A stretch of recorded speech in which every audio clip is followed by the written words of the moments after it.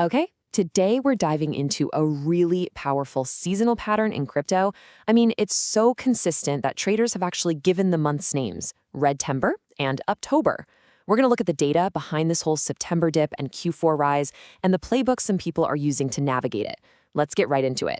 Right off the bat, the source material we're pulling from sets a pretty dramatic tone with this quote. It's basically framing what's coming next in the market, not just as some financial thing, but as a real test of an investor's guts, of their conviction. So what is this stand they're even talking about? Well, it's all about a phenomenon that a lot of people in crypto know very, very well, the September dip. They call it Redtember. And the idea here is that this is the last big hurdle, the final challenge before a potential monster rally at the end of the year. And look, this isn't just some gut feeling or a one-time thing. Not at all. The idea that September is a weak month is, it's deeply rooted in the historical data. It's a pattern that has shown up again and again with some pretty wild consistency. And when you look at the numbers, whoa, the data is just so clear. This chart shows it all. Since 2013, Bitcoin has finished September in the red 9 times out of 12. Think about that. Based on history, that's a 75% chance of a down month with an average loss of almost 5%. It's pretty stark. Yeah, and we're not just talking about a tiny dip at the end of the month. The drops within the month can be pretty severe, historically speaking, anywhere from 7% all the way up to 24%.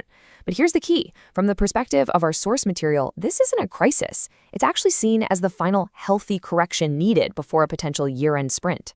But here's where it gets interesting. After all that historical weakness in September, the whole story just completely flips. The source material points to October as this period of incredible recovery and massive opportunity. And yeah, you guessed it, they call it Uptober.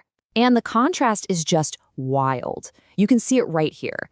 The market historically goes from its absolute most bearish month to its most bullish. You're looking at an average loss of about 4.9% in September, followed by an average gain of almost 23% in October.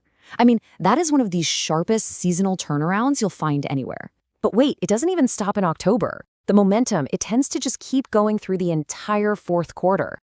The average historical return for Q4, that's October, November, and December combined, is a mind-blowing 88.8%.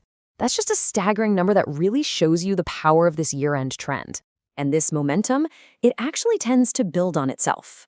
So October kicks things off with that really strong average gain, but then November comes in, and historically it's been even stronger, averaging nearly a 38% return. It's like this compounding wave of positive performance right into the end of the year. Now this is absolutely crucial. This whole pattern isn't just a Bitcoin story. The analysis suggests that as all this money flows into the market leader, it often starts to rotate into Ethereum and other altcoins. And that can trigger what everyone calls an alt season, where some of the smaller projects can see just absolutely explosive gains. Okay, so we've got the historical pattern down, but what does this actually mean for an investor's bottom line, right? How do you take this dip and rip cycle and translate it into real-world portfolio performance? This is where we go from just talking about it to actually applying it. By looking at these historical averages, we can kind of build out a hypothetical scenario to really get a handle on the potential impact of playing the seasonal shift. So check this out. Here's a hypothetical breakdown based on the source's analysis. For a simple spot purchase, just buying the coin itself, if you timed that 5% dip, it could lead to a net gain of around 24% on Bitcoin. For Ethereum, maybe even 38%. But then the chart also shows scenarios for leveraged trades or longs, which is where you use borrowed money to amplify everything. And you can see how the potential gains just shoot up, but you gotta remember, that also magnifies the risk from that initial dip. And the source material uses this quote to really hammer home the kind of mindset that's required. Degens, it's short for degenerates, is crypto slang for traders who are all about those high-risk, high-reward strategies, just like the leverage positions we just saw. The term itself is kind of a wink and a nod to the serious risk you take on when you're chasing those exponential gains. All right, so understanding the pattern is one thing, but actually acting on it, that's a whole other ballgame. So how might someone actually, strategically approach this seasonal opportunity?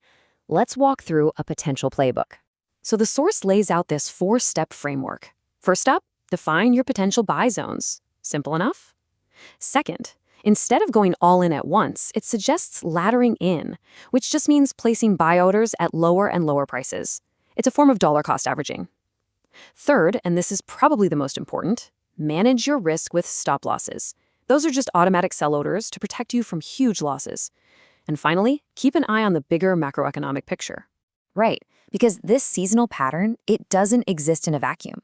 The source points to these potential macroeconomic tailwinds that could actually pour gasoline on the fire. Things like expected interest rate cuts from central banks. Historically, when they pump more liquidity into the system, it can act like absolute rocket fuel for risk assets like crypto. At the end of the day, though, when you look past all the charts and the strategies, the core message from all this really boils down to just one thing: having the conviction, the guts, to actually act when the opportunity is staring you in the face. And that really brings us to the most important takeaway here. The argument is that trying to perfectly time the absolute bottom of a dip, it's a fool's errand. You'll drive yourself crazy. From this point of view, the much bigger mistake isn't being a little early or a little late. It's missing the entire opportunity because you couldn't make a decision. So what we have here is a pretty clear historical map, one that shows a recurring valley followed by what could be a massive peak. But a map is just a piece of paper until someone actually decides to follow it. And the analysis really just leaves us with that one final question, turning all this historical data into a real, forward-looking choice for you.